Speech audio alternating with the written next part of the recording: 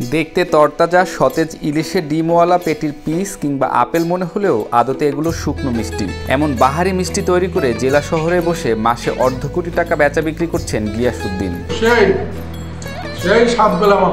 অবয়বের ভিন্নতা আর নিখুঁত আদলের কারণে সারা দেশে খ্যাতি পেয়েছে ইলিশ পেটি মিষ্টি। সাধারণ ডিজাইনের বাইরে বৈচিত্র্যময় নকশার এই মিষ্টির দাম কিছুটা বেশি হলেও কিনতে কার্পণ্য করছেন না ক্রেতারা। স্থানীয়দের মন কাড়ার পাশাপাশি এখন অনলাইনেও এই মিষ্টির চাহিদা অনেক বেড়েছে। দোকানীদের দাবি, বিশেষ ডিজাইনের এই মিষ্টিগুলো সাধারণ মিষ্টির চেয়ে বেশি দিন সংরক্ষণ করা যায়। মিষ্টি এখন খাওয়ার জন্য দূর দূরান্ত থেকে লোক আসে, আর এখন এই মিষ্টি অনলাইনেও পাওয়া যায়, হোম ডেলিভারির মাধ্যমেও দেওয়া হয়। দূর দূরান্ত থেকে লোক আসে এই মিষ্টি খাওয়ার জন্য আমাদের এলাকায়। উপহার হিসেবে মিষ্টি বেশি ক্রয় করে থাকেন ক্রেতারা। অতিথি হিসেবে কোনো বাড়িতে গেলে মিষ্টি নিয়ে যাওয়ার রেওয়াজ এখনো রয়েছে। সেই হিসেবে বৈচিত্র্যময় মিষ্টি দেখলে ক্রেতাদের আগ্রহ সেখানেই বেশি থাকে। এছাড়া অতিথি আপ্যায়নে এমন ভিন্নধর্মী মিষ্টি পরিবেশন করে তৃপ্তি পান আপ্যায়নকারীরা।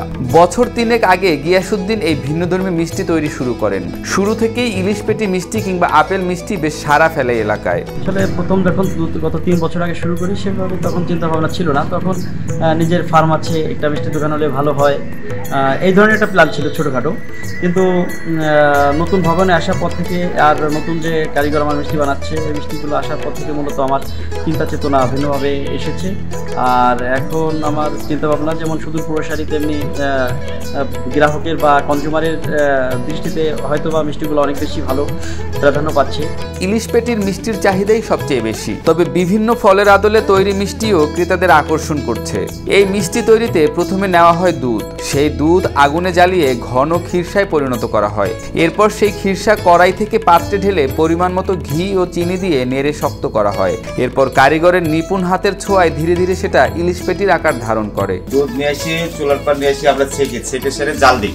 জাল দিয়ে সেরে অর্ধেক অবস্থায় জাল দেওয়ার পরে, শুকানোর পরে তারপর আমরা চেনে দিই। সীমিত চেনে দেওয়ার পরে জ্বালায় শুকায়, তারপরে আমরা ইলিশ পেটিটা বানাই। পাক হয়ে গেলে একটা শুকানোর একটা আছে, ওই পাকটা হওয়ার পরে আমরা তারু দিয়ে আমরা ডলা দিই। ডলা দিলে আস্তে আস্তে টাইনে যায়, শুকায় যায়। নকশাটা আমরা হাতেই তৈরি করি, লম্বা করে রোল করে ডলা দিয়ে ফিনিশিং করে রোল করে সে দুইটা রোল করার পরে অ্যাডজাস্ট করি। ক্রেতারা বলছেন মিষ্টিগুলোর স্বাদেও রয়েছে ভিন্নতা, যে কারণে খুব অল্প সময়ে জনপ্রিয়তা পেয়েছে বিশেষ এই মিষ্টি। আর এই মিষ্টি খেতে এবং প্যাকেট করে নিয়ে যেতে প্রতিদিন দূর দূরান্ত থেকে ছুটে আসছেন মিষ্টি প্রেমীরা।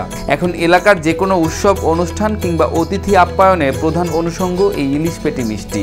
মিষ্টিটা শুকনো মিষ্টি, কিন্তু মুখে দিলে একদমই নরম হয়ে যায়, গলে যায়, এবং অরিজিনাল ছানার যে ঘ্রাণটা সেটা মুখের মধ্যে পাওয়া যায়। এই না খাওয়া পর্যন্ত আসলে বোঝা যাবে না যে এটা কত ভালো মিষ্টি। বিশেষ ডিজাইনের এই মিষ্টির চাহিদা অনলাইনেও বাড়ছে। দিনে প্রায় 1 মণ ইলিশ পেটি মিষ্টি তৈরি করা হয় জেলা শহরের এই দোকানে। এই মিষ্টিগুলো এগুলো তো ড্রাই আইটেম, অর্থাৎ শুকনা আইটেম। শুকনা মিষ্টি হওয়ার কারণে এভারেজে 1 সপ্তাহ থেকে 10 দিন নর্মালি ভাবে এটা ভালো থাকে। আর কেউ যদি ফ্রিজে রাখতে চায় তাহলে 15 দিন 1 মাস ফ্রিজে রেখেও খেতে পারবে। আর এই জন্যই মূলত মিষ্টিগুলো আমরা সারা বাংলাদেশে অনলাইনের মাধ্যমে দিতে পারছি। এখনো পর্যন্ত দোকানটির সবচেয়ে চাহিদা সম্পন্ন মিষ্টি হলো ইলিশ পেটি। এছাড়া আপেল মিষ্টি ও ক্ষীর কাটারির চাহিদাও রয়েছে। সব ধরনের মিষ্টির 2 পিচের মিশেলে কম্বো প্যাকেজ আকারেও বিক্রি হয় এখানে। যেমন বাসায় একটা ছোট বাচ্চা আছে, সে ক্যান্ডি পছন্দ করে, ক্যান্ডি টাইপের সে পাচ্ছে আপেল। আবার অনেক ইলিশ পেটি পছন্দ করতেছে। আবার 3 কেক যেটা আছে, ডায়াবেটিক্স বিরোধীদের জন্য মিষ্টি রয়েছে। তাই একটা প্যাকেজের ভিতরে যে বাসায় 5 জন ব্যক্তি রয়েছে, 5 জন ব্যক্তি 5টা আইটেমের মিষ্টি পছন্দ করে। একটা কম্বো প্যাকেজের ভিতরে 5টা আইটেম মিষ্টি পাচ্ছেন। সেটা যেমন একটা টেবিলে বসে সব শেষ হয়ে যাচ্ছে, আবার তারা নতুন করে অফার করছে, আমার চাহিদা বাড়তেছে দিন দিন।